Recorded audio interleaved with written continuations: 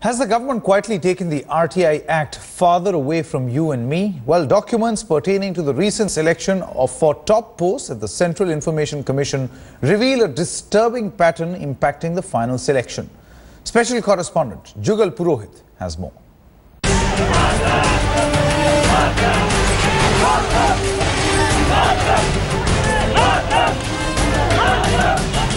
The Right to Information Act, a people's movement which forced the political class to yield. An act which became synonymous with the empowerment of citizens towards curbing corruption. Finally, last month was when the process of appointments was completed. But it seems the government's credibility is far from restored. Using the RTI, retired Commodore Lokesh Batra established how bureaucrats who formed the search committee and were to shortlist candidates quietly made the act a retired Babus club. These papers established that despite the act encouraging members of all age groups and from all walks of life to lead as CIC and ICs, bureaucrats introduced a provision which disqualified young professionals and ensured that the only ones shortlisted were retired members of their own community. India Today sought a response from all the members of the search committee, however, none of them responded. Most commissioners, lokaayuks, etc. appointed in the nation are appointed an act of political patronage. The whole thing is fixed. What they call transparent process, even for the commissioners, there is no transparency in this process. In my view, the process of selection or shortlisting, it needs to be made into transparent.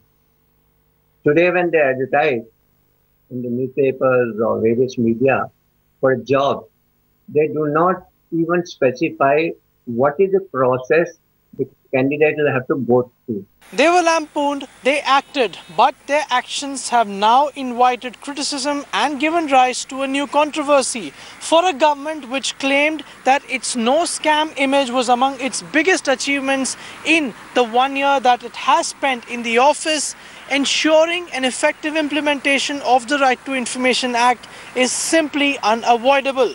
With camera person Jainendra Kumar in New Delhi, Jugal Purohit reporting for India Today. At this moment, we are joined in by Mr. Subhash Agarwal. He's an RTI activist.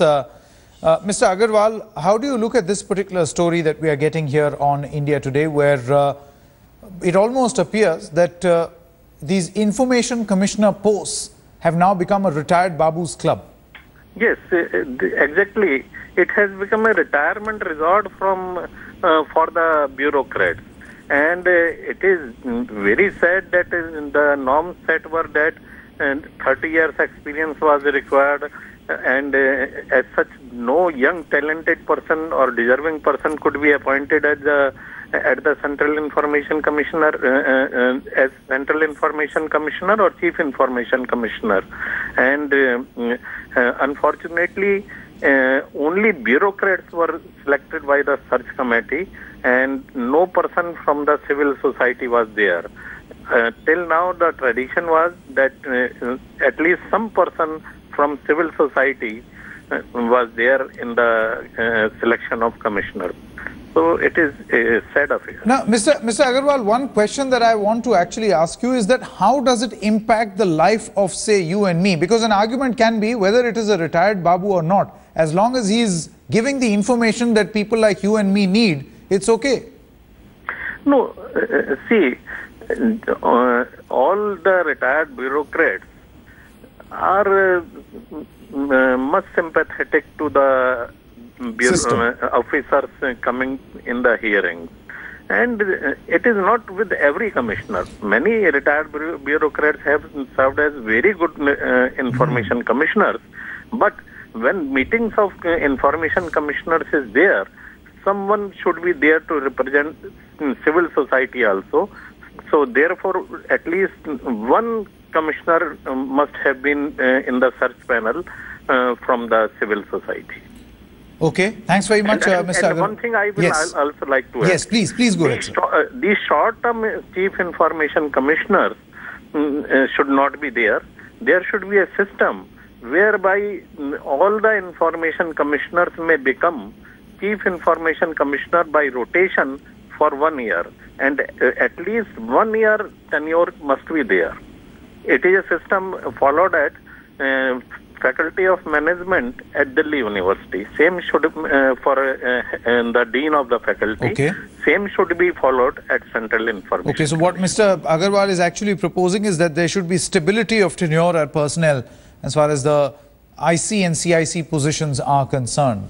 Let me quickly go across to Jugal Purohit, who actually got us this story. Now, Jugal, the question that we actually asked Mr. Agarwal also, how does it impact the Aam Aadmi, you and me? I mean, whether it's a retired Babu or a young enthusiastic person, how does it really impact, you know, the person who's actually going with an RTI query?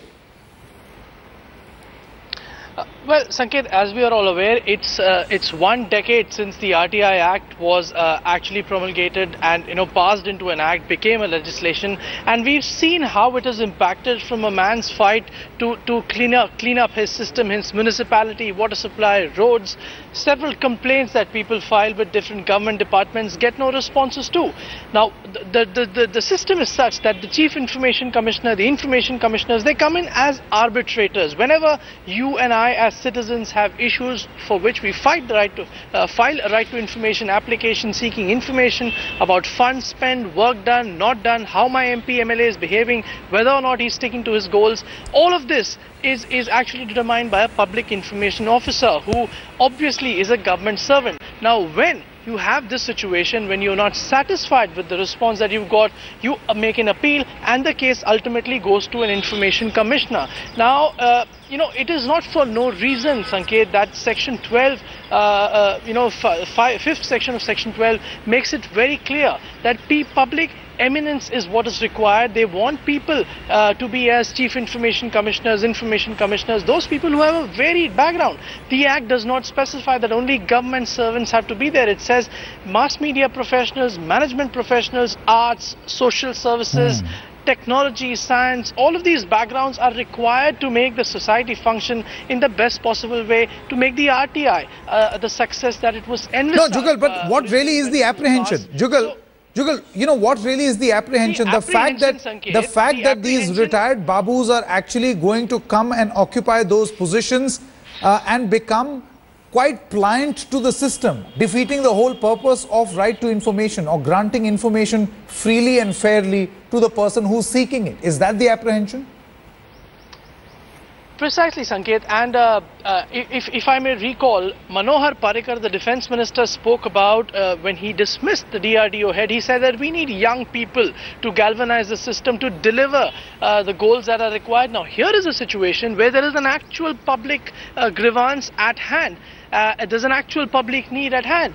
Why is it so that we cannot have young people who have eminence and who have gained eminence through their work in public life head these bodies which are largely to do with citizen affairs? It's not bureaucracy, is not so much about law as much as it is about the spirit of citizenship and the spirit of getting accountability done. Why is it that at a time when people in their mid-40s are becoming presidents of the world's most powerful countries, do we only make do with retired bureaucrats? And especially, Sanket, in this case, if I may just quickly end up, there have been more than 900 applications, of which only 9 people were shortlisted. Applications, Sanket, I'm aware, came from varied backgrounds like mass media, arts, social services, science and technology, management.